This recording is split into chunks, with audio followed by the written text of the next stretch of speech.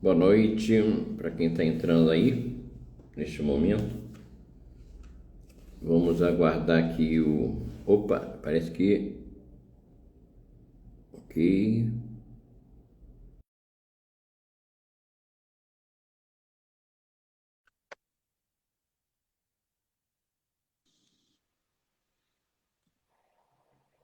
Olá, Geraldo, Opa, boa noite. boa noite, pré-candidato Luiz Felipe Dávila. Como vai? Tudo bem? Prazer aí falar com o senhor, viu? Prazer é meu. Foi um grande prazer conversar com você. Pois é, eu fiz uma confusão inicial, o Luiz Felipe. Inicialmente a gente até colocou, né? Sua família acho que é bem grande, né? É, tem Dávila para tudo para o Brasil, espalhada aí para o Brasil inteiro, né? É verdade. Já vi aqui que tem posições para a esquerda, tem posições para a direita, tem posições no centro, né? Mas, E aí eu fiz confundir e eu chamei de Roberto Dávila, né? Mas sua assessoria logo me puxou a orelha aqui, eu consertei, né? essa Mas família é muito grande, Geraldo. Essa família chegou no Brasil com o Garcia Dávila. Você imagina só. O Garcia Dávila lá em 1569. Então, você imagina quanto Dávila tem. Tem Dávila tem espalhado pelo Dávila, Brasil todo. eu fiquei até surpreso aqui que tem, tem a Dávila lá do Rio Grande do Sul, É, a a sua Manuela prima, Dávila. Manuela Dávila. Eu Ela não falei é assim, minha não, prima Manuela. também, né? E aí você se coloca aqui como centro, né? E eu falei assim, um centro assim meio. Não sei se o centro é centro mesmo, ou se é um centro mais com tendência para a direita, né? É o centro da moderação. É isso que É o falta centro no da Brasil, moderação, Geraldo. né? Falta moderação Ô, no Luiz Brasil Felipe, hoje. deixa eu fazer uma apresentação aqui sua primeiro, tá? Pois não. Estamos falando aí com o Luiz Felipe Dávila, que é pré-candidato à presidência da República, né? Pelo Novo. E se confirmado efetivamente na convenção, vai ser a sua primeira disputa, né?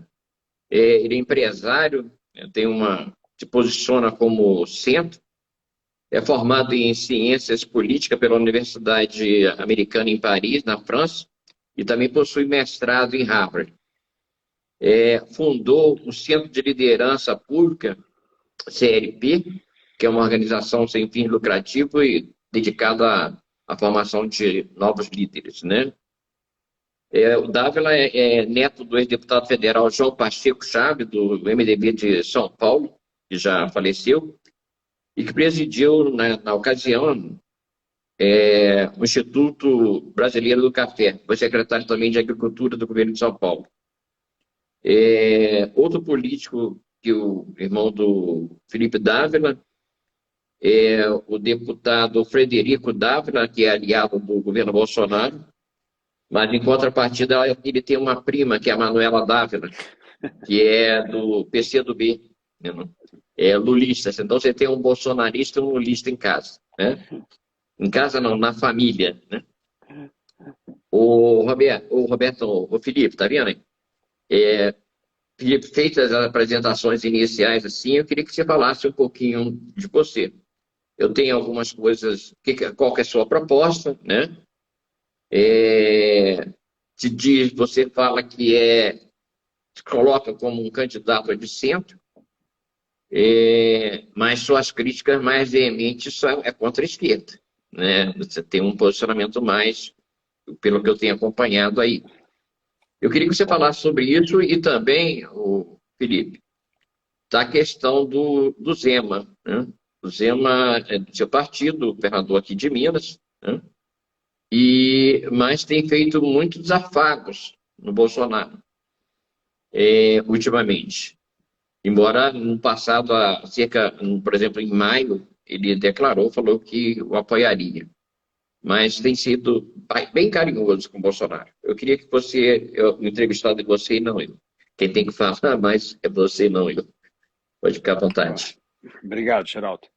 Bom, então, meu nome é Felipe Dávila, eu sou pré-candidato à presidência da República pelo Novo. Como você já fez a apresentação aí, eu sou cientista político de formação. Militei muito tempo no jornalismo político, escrevi nos grandes jornais, como o Estado de São Paulo, a Ex-Gazeta Mercantil. Participei da criação de uma revista, eu fundei duas revistas, uma de política, uma de arte e cultura, que era a revista República nos anos 90, e depois de arte e cultura, que foi a revista Bravo. Me tornei diretor, superintendente da editora Abril. Depois fundei o CLP, o Centro de Liderança Pública, essa instituição focada na formação de lideranças públicas e da melhoria da gestão pública, principalmente ajudando estados e municípios a implementar políticas públicas baseadas em dado e em evidência. Essa trajetória de 14 anos me mostrou o Brasil que dá certo. O Brasil que dá certo, ele está nos estados, estão nos municípios, políticas inovadoras em educação, saúde, segurança. Então, o Brasil que dá certo está longe de Brasília. Por isso que uma das nossas propostas é a descentralização do poder, é tirar poder de Brasília e devolver poder para estados e municípios. Depois, é importante dizer que eu sou uma pessoa de centro, como você falou, mas na moderação política.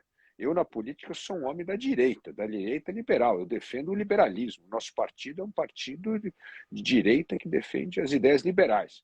Nada a ver com essa direita antiliberal do Bolsonaro, que não tem nada a ver com o que a gente está defendendo. Nós defendemos as liberdades individuais, a economia de mercado, o indivíduo com responsabilidade, a lei igual para todos, nada do que é esse Brasil do cartório, das corporações que se apoderaram do Estado. Isso foi criado pela esquerda. A esquerda criou esse Brasil viciado em Estado, esse Estado intervencionista que, na verdade, causou 40 anos de estagnação econômica. É por isso que o Brasil é um país pobre, miserável, desigual, injusto, porque há tanto tempo essas pessoas acreditam que essa intervenção do Estado, que essa distribuição de favores com dinheiro público para corporações públicas e privadas, que só beneficiam esses indivíduos e prejudicam enormemente o povo e a nação. E o Brasil não consegue desenvolver o seu grande potencial por causa dessas políticas populistas de direita e de esquerda. Portanto, a nossa candidatura veio para romper com esse ciclo, para dar ao brasileiro uma real alternativa, para fazer com que os brasileiros saiam desse estado de cinismo e fatalismo e pensar em escolher o mal menor, porque o mal menor é a perpetuação da miséria, é a perpetuação do desemprego e da queda da renda. Para mudar o Brasil, nós temos de mudar a nossa visão de país. Veja só o que acontece. Essa história de escolher entre Lula e Bolsonaro não é verdade. Nós temos vários candidatos, pré-candidatos. A escolha de Lula e Bolsonaro vai levar o Brasil a continuar a viver um pesadelo desastroso de baixo crescimento, de alto desemprego, de inflação alta e de miséria. Portanto, o que nós temos de fazer nessa campanha política é mostrar ao eleitor brasileiro que ele tem sim o poder de mudar esse destino trágico do Brasil. E esse poder está nas mãos de cada um de nós, que é votar bem, é votar em pessoas que têm história, que têm propostas, que têm compromisso com a política. E um exemplo importante disso é justamente o governador Zema, que pegou um estado quebrado deixado pelo PT, que deixou um estado que não pagava em dia funcionário público, falido, arrumou as contas do estado, fez com que os funcionários públicos recebessem em dia, atraiu 280 bilhões de reais em investimento para o estado, melhorou a segurança pública, uma das melhores do Brasil hoje, melhorou a educação. Este é um governo que está servindo ao povo e não essas corporações de públicas e privadas. Portanto, o Brasil mostra, por meio do Partido Novo e dos seus governantes, que é possível sim mudar o Brasil. Nós acreditamos na virtude da política. Nós acreditamos que a política é uma atividade honrada, que é feita para mudar o destino de um país que foi sequestrado pelo populismo, pelo corporativismo e por essas corporações que sugam o dinheiro da nação. Portanto, Nós estamos aqui, Geraldo, para mostrar ao brasileiro que existe sim alternativa, que o jogo não está dado e que é possível mudar esse placar, sim, com o voto consciente. Luiz Felipe, o senhor tem, na última pesquisa, tem toda uma proposta, assim como existem outros candidatos, que chamamos aí da terceira via, que hoje está polarizado entre Lula e Bolsonaro, segundo todos os institutos de pesquisa, com a vantagem, às vezes acentuadamente, às vezes menos, do Lula. Mas o senhor não pontua.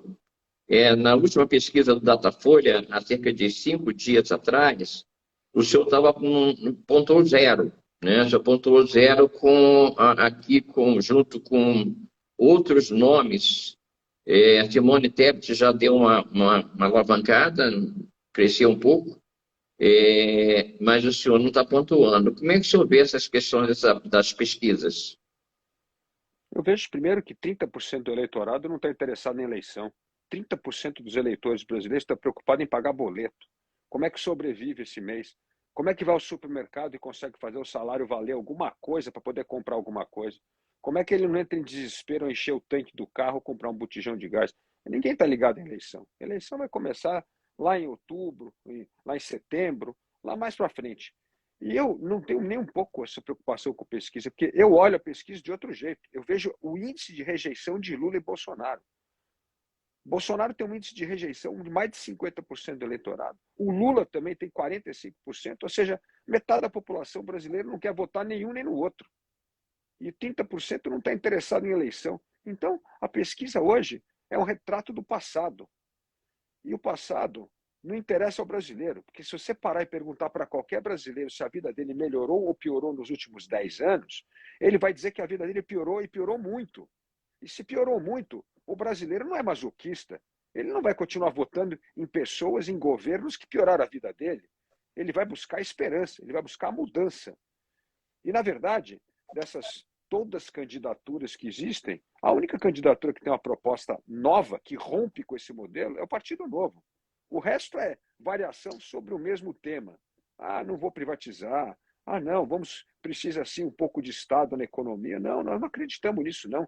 Nós acreditamos que nós precisamos abrir a economia, o Brasil precisa competir internacionalmente, nós precisamos privatizar essas estatais que se tornaram cabide de Estava lendo uma matéria corrupção. do senhor, te interrompendo um instantinho, que o senhor é totalmente favorável à privatização da Petrobras, né? Sim, lógico, privatização, nós precisamos aumentar a concorrência. O consumidor brasileiro sabe. Para derrubar preço na loja, o que faz? Aumenta a concorrência. Se tem uma única loja que dita o preço, você não tem para onde correr. É só aumentar a concorrência que o preço começa a cair. E além de cair preço, que é mais importante, é acabar com esse antro de corrupção. As estatais foram o antro da corrupção, desvendado pela Lava Jato, mostrando o que esses políticos fizeram, usar as empresas estatais para roubarem os cofres públicos, assaltarem as empresas. É isso que é verdade. Então nós temos que acabar com isso. Nós temos que ter mais competição, mais concorrência. É assim que nós vamos derrubar preço de tudo, de gasolina, de telefonia. Hoje nós temos a energia mais cara do mundo, nós temos uma das gasolinas mais caras do mundo. Por quê? Por causa disso, é estatal. E olha, pega aí o saneamento básico, 100 milhões de brasileiros sem esgoto tratado. 100 milhões. Por quê? Controlado por oligopólio estatal. Agora foi aprovado no governo Bolsonaro, e é preciso dar o devido crédito ao governo Bolsonaro por ter o Congresso Nacional, os dois que aprovaram essa matéria importantíssima, que vai permitir investimento privado no saneamento básico e resolver um problema do século XIX que o Estado nunca conseguiu resolver, que é dar saneamento básico à população brasileira. Portanto, é essa a pauta que nós temos de fazer. E nós, Geraldo, como você vê aqui, não tem meio termo, não, é papo reto. A gente fala o que acredita, o que vai fazer. Não fica ensaboando, não. Não fica dizendo assim, ah, não, veja bem, depende da circunstância. Não, não depende, não. Tem que abrir a economia, privatizar, porque senão o Brasil não vai voltar a crescer.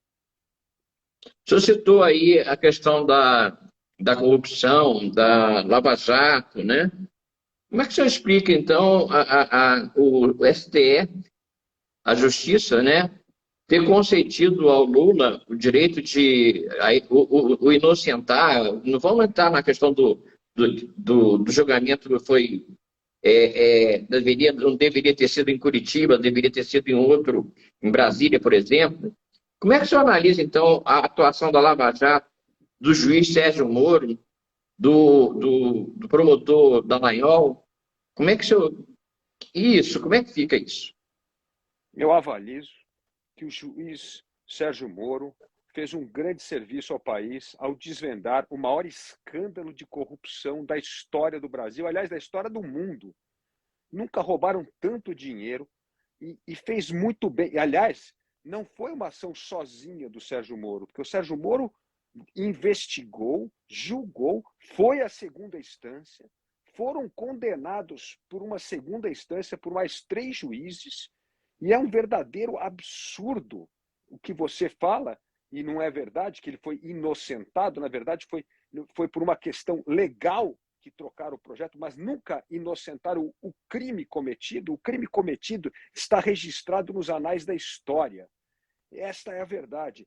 E é inacreditável que um juiz, numa decisão monocrática como o Fachin, teve a cara de pau de soltar o Lula e permitir que o Lula fosse candidato à presidência da República. É inacreditável, o que mostra que no Brasil o Estado de Direito vive correndo risco porque nós não temos o que chamamos da previsibilidade, do cumprimento da lei, do rigor do cumprimento da lei. Sempre tem uma interpretação que, como o ex-ministro Pedro Malan diz até, que até o passado no Brasil é incerto. E isto é fruto de erros e desvios de função de um Supremo Tribunal Federal que deveria estar zelando pela Constituição, pelo cumprimento da Constituição. Nós temos de acabar com decisões monocráticas do Supremo. Isto é um absurdo. O pré-candidato, Felipe Dávila, e o que o senhor acha dos últimos acontecimentos no governo Bolsonaro envolvendo o ex-ministro da Educação? Acho que precisa ser investigado a fundo. Mais uma razão. É isso aí. Precisa ser investigado. Aliás, não só investigado os escândalos de corrupção que parecem que ocorreram no MEC, mas principalmente é preciso denunciar o descaso, o descalabro que foi a política educacional do governo Bolsonaro. Ele foi o pior governo desde a redemocratização na questão da educação brasileira. Uma vergonha o que aconteceu na educação brasileira, principalmente durante a pandemia. O MEC não teve uma única política educacional. Nós temos as nossas crianças aí na fase de alfabetização com 40% defasada do seu conhecimento que deveria ter hoje em alfabetização. É uma vergonha que precisa ser investigada. Então, além de corrupção, não teve política de educação no Brasil. Felipe, outra coisa que é importante a gente ter conhecimento, e essa live vai ficar depois, tanto aqui no Instagram quanto no YouTube, qual que é a sua avaliação, o seu sentimento com relação aos acontecimentos, aos últimos acontecimentos no âmbito do Amazonas, o que aconteceu agora, recentemente, com a morte do indigenista, do jornalista, a política ambiental do governo? Um verdadeiro desastre. É uma terra de ninguém, não se faz a lei cumprir, estamos permitindo o desmatamento, que vem condenando o Brasil internacionalmente, vem prejudicando o nosso agronegócio, porque há retaliação em cima do nosso agronegócio por causa do desmatamento. Nós precisamos, Geraldo, aproveitar esta eleição para discutir propostas concretas. Precisamos melhorar a educação, ter uma política educacional clara de investimento na primeira infância, na alfabetização plena das crianças, na formação de professores, no ensino técnico e profissionalizante para os jovens do ensino médio, porque senão há uma defasagem no ensino, não só defasagem no ensino do aprendizado, como também os jovens abandonam a escola. 48% dos jovens abandonam a escola antes de terminar o ensino médio. E não haverá emprego para esses jovens nessa sociedade do conhecimento. Portanto, precisamos investir em educação e meio ambiente é a palavra-chave do nosso plano de governo. Nosso plano de governo é construir o Brasil do carbono zero. É isso que nós temos como meta. E para fazer isso, nós vamos combater desmatamento, investir na redução de sequestro de carbono, tanto na agricultura, né, como no plantio de árvores, que nós precisamos investir na silvicultura no Brasil.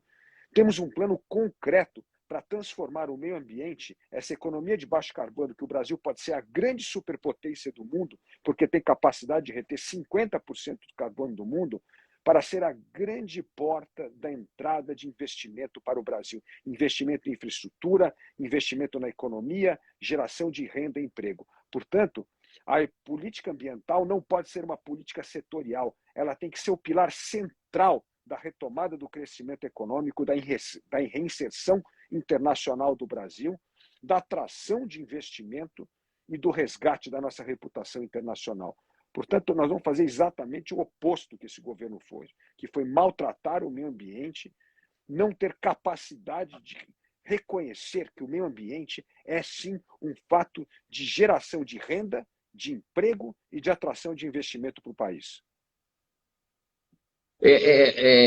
Felipe Dávila, dentro do que você tem colocado dentro da sua linha, uma neoliberal,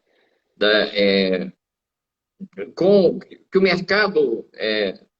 mercado que se regula a economia, o mercado que regula todas as condições do brasileiro, o senhor é contra, então, o auxílio emergencial que Bolsonaro colocou agora, né? Ele já teve anteriormente, esse problema de fome que o Brasil está passando nesse momento. O que o senhor pode falar sobre isso? Você é favorável à questão do auxílio emergencial? Sou favorável, sim. O Brasil tem 33 milhões de brasileiros passando fome, precisa de ajuda, e quando as pessoas precisam de ajuda, o governo tem que ajudar a tirar essas pessoas da fome. Por isso, nós temos sim de dar benefícios para essas pessoas para tirarem da fome. Agora, não pode transformar as pessoas viciadas em programa de governo, porque o que as pessoas querem é essa ajuda do governo para poder comer. Mas o que as pessoas querem de verdade é recuperar a dignidade do emprego, a autoestima da pessoa que trabalha e que não tem que viver da mesada do governo. É isso que nós temos de fazer. E para gerar emprego e renda, a economia precisa crescer. E essa economia não cresce há mais de 20 anos por causa desse populismo, desse governos populistas que impedem o Brasil crescer com políticas erradas de intervenção do Estado na economia, de eleição de campeões nacionais, de distribuição de favores com o nosso imposto para determinados feudos de privilegiados, tanto do setor público como do setor privado. Então, nesse contexto, o senhor avalia que a política do Guedes é uma política correta, é o Bolsonaro que não está sendo um bom aluno? Não, o Paulo Guedes é ministro do governo Bolsonaro e não fez nada do que falou. Onde estão as privatizações? Onde é que está a abertura da economia? Onde é que está a inserção do Brasil na economia global? Onde é que está a desregulamentação? Onde é que está o esforço para tirar o Estado pesado das costas dos brasileiros que empreendem, trabalham, têm o seu pequeno negócio? O Estado é um torturador das pessoas que geram renda e emprego no Brasil. Tortura o pequeno empresário, tortura o empreendedor, cria dificuldade para aqueles que querem investir no país, para gerar renda e emprego. É com esse Estado, nós temos que acabar com esse Estado. O Estado tem que ser parceiro do progresso, do crescimento, da geração de renda e emprego. E, para isso, o Estado precisa, sim, regulamentar o mercado, mas precisa deixar o mercado funcionar, coisa que o Estado brasileiro não deixa fazer há muito tempo. Felipe, para quase que encerrando, como é que você avalia essa questão dos três poderes, essa confusão que é feita entre o executivo, o legislativo, o judiciário? Porque existe uma situação que é falado entre muitos que nunca na história do país algumas instituições que até então eram tidas como, não lá em cima, assim, popularmente falando, mas atualmente passaram a ser atacadas, como o Supremo, como a Polícia Federal, Tribunal de Contas. Bolsonaro desmonta isso tudo, mistura igreja com Estado, Estado com igreja, faz uma salada violenta com essa questão. O que o senhor acha disso? As Forças Armadas, é o Exército, é a Aeronáutica, é a Marinha, tudo virou uma coisa. O que o senhor avalia isso? Geraldo, isso é reflexo da polarização do Brasil. As instituições não são indiferentes à polarização do Brasil. As famílias estão divididas, as empresas estão divididas, a sociedade está dividida. O populismo vem destruindo o que eu chamo do mínimo denominador comum de tolerância, respeito, civilidade, que são fundamentais para a democracia funcionar, para ter respeito aos poderes, aos limites dos poderes. Nós não temos mais respeito a nada, às instituições, à Constituição, ao outro. Esse é o problema da polarização. E nessa polarização não é culpa não só do governo Bolsonaro, não. Essa polarização começou com o Lula. Quem começou nós e eles no Brasil foi o Lula. Foram 16 anos de governo petista com nós e eles. Depois Bolsonaro agravou essa situação, certo? Mas nós estamos dizendo que isto é 20 anos de polarização de nós e eles. 20 anos dessa mentalidade tacanha, tribal, pequena, que não consegue tratar o outro com respeito, com tolerância, com civilidade. E nós temos de restaurar justamente esses valores para que a democracia possa funcionar, para que a economia de mercado possa andar, para que nós possamos ter a segurança jurídica que permita os brasileiros a resgatar a esperança no país, a confiança no país, que traz investimento, renda, emprego e crescimento econômico. A internet é boa ou ruim para a democracia? Ela é boa. As redes sociais. As redes sociais ela é boa no sentido que ela democratiza o acesso à informação e ela é ruim quando ela vira um jogo de disputas tribais e de fanáticos. Por isso que eu digo, nós liberais não acreditamos que o mercado é a única solução. O mercado é muito importante para resolver as questões de oferta e demanda, mas precisa governo para regulamentar o mercado, sim. Nós não podemos deixar criar monopólios, nós não podemos deixar que monopólios, tanto privado como público, existam, inclusive nas redes sociais. Não pode ter monopólio. Aliás, a parte da regulamentação do mercado é justamente para permitir a concorrência e a competição. Porque a economia de mercado, para funcionar bem, para atender as pessoas, precisa ter concorrência e competição.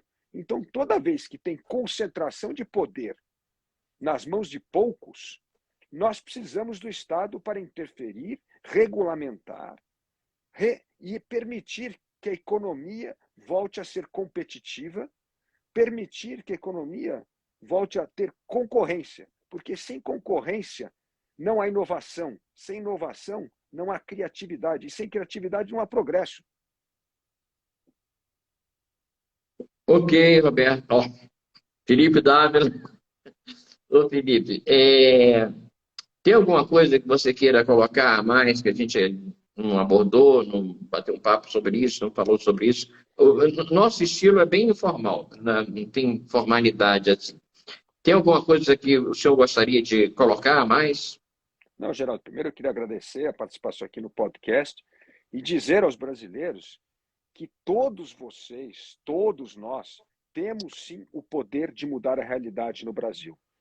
E esse poder se dá por meio do voto consciente. É escolher as pessoas que querem fazer a diferença na política, que têm propostas, que defendem valores e princípios.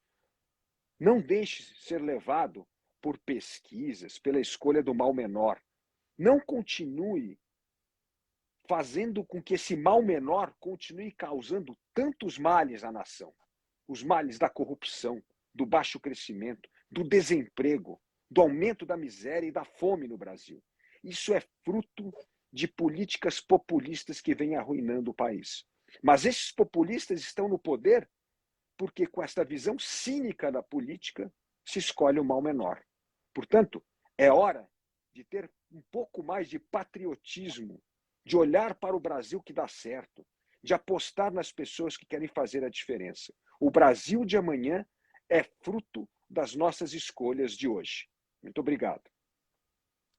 Então, candidato, pré-candidato ainda, não teve a convenção, obrigado pela deferência em falar conosco, né? Agradecemos também, agradecemos a quem nos acompanhou, e um grande abraço e boa sorte.